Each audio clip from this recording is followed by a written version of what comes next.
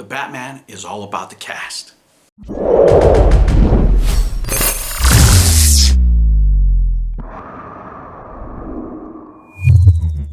Hello humans, and welcome to another episode of Gen X Gamer. Today, my very first review. Well, The Batman.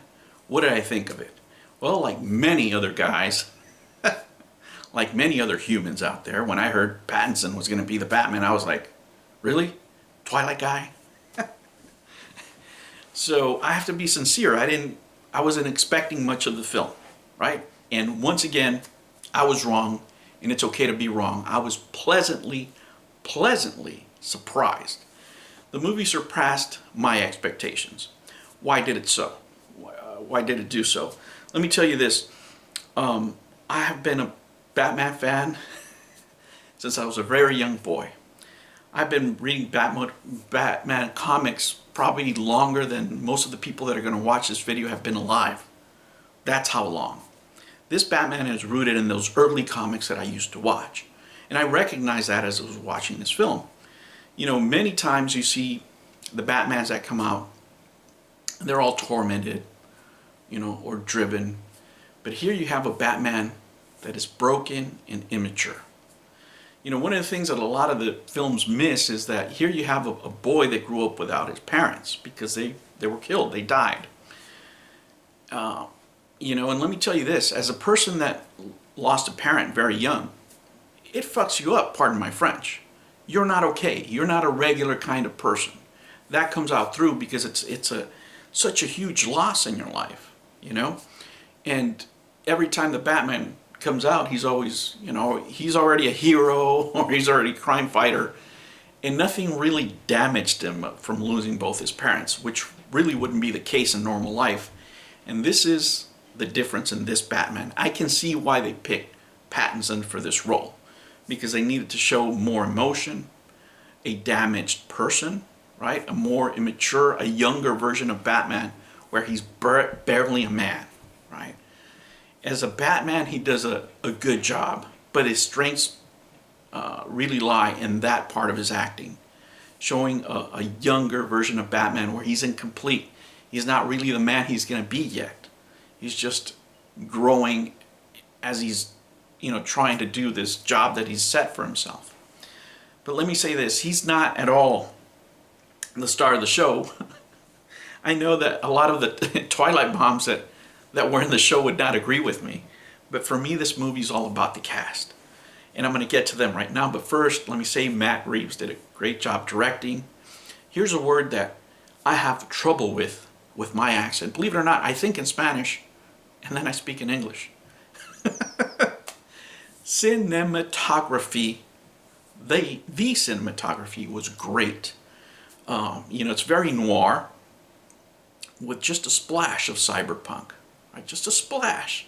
Just enough to give you that little, just a little bit of Blade Runner in there. Just a touch, not much, but it's there. At its roots, let's talk about the movie. At its roots, this is a detective story, which is great. In the early comics, Batman was a detective first. You know, he happened to put on a cape, but his strength was his detective work. He was like a cape crusading Sherlock Holmes. And that kind of shows in this movie. His intellect comes through in this movie per the Batman. And, you know, his skills are very raw, you know, and what you can see in this movie is people being vulnerable. It's more of a realistic story than other versions of Batman. But let me get to the strongest part of this movie, which is the cast. This is really what makes the movie. The villains steal the show. This movie is about the villains. Paul Dano does an amazing job, a real amazing job of being the villain in this movie. You know, he's a version of the Zodiac Killer. I'm not going to do any spoilers here, so don't worry. But his acting performance really drives this film. It really does. And the other part of acting that stands out here, it really does, it's Colin Farrell as the Penguin. You can't even recognize him with the prosthetics, but man, what an amazing job he does. He really does. And probably the most underrated performance of this film. And you'll recognize him from other shows. But it's Falcone. It's Joe Paterno as the mob boss. He pulls out a great performance. You know, he's not in very many scenes, but the scenes that he's in, he nails it. He nails what it is to be that kind of person, right? He's smooth, cool, and collective and just delivers his lines like blades. He just nails it in every scene.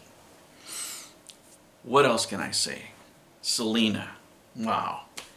You know, Panda had made a poll of your favorite cat women, right? Who's been your, you know, from first to last. You know, and I had Michelle Pfeiffer as one. And then I had Selena. I had Kravitz's too. And I have to say, I still have them the same just because that cat suit, it's just smoking hot. But the strongest acting performance, just in general, I have to say, is by Kravitz. She made it her own character. Not only are the fight scenes believable, right? I know there's many films where you watch a fight scene with a you know, smaller petite woman and she's throwing, you know, 300-pound guys around. In this film, you can tell she can fight. She can handle herself.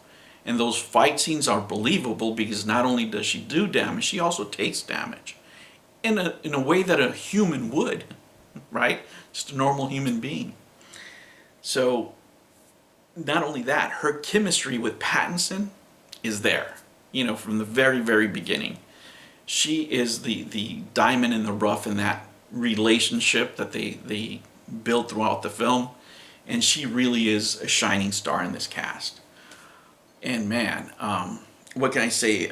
Jeffrey Wright as Gordon.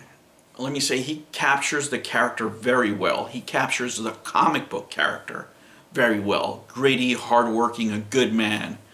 You know, tough as nails. You know, and that banter he develops, that companionship he develops with Batman is great. You know, it really is. Like I said, if this was just a Pattinson film, it'd probably just be run-of-the-mill. But his supporting cast is so good. The script on this film is very, very strong. But even with that, the supporting cast really steals the show in this movie. And that's what really made me enjoy it. I wasn't only watching a Batman film, I was watching a good movie. And I really enjoyed it. You know, the only thing with this movie that I would say is that I didn't like would be the time. You could have done it a little bit sooner. You could have ended it a little bit sooner, probably in 2:30, 2:35. But if you're a huge comic book fan, if you're a great Batman fan, if you like these kind of films, this is going to be right up your alley. If you're a Robert Pattinson fan, like many of the people that were in the theater, you're going to love the whole film. But just as a standalone film, the quality of work here is outstanding. It was worth every single dollar I spent at the movies, and I'm really, really glad that I watched this film, and I'm glad that I was wrong. This is a very, very strong film. I can't give it a 10 because it's too long, right? But I'll give it a 9.25. New videos every Monday and Sunday. Thank you for joining me on another episode of the Gen X Gamer. Remember to like and subscribe, click that notification bell, and remember, never ever be afraid to be happy. I'll catch you on the next one. Take care.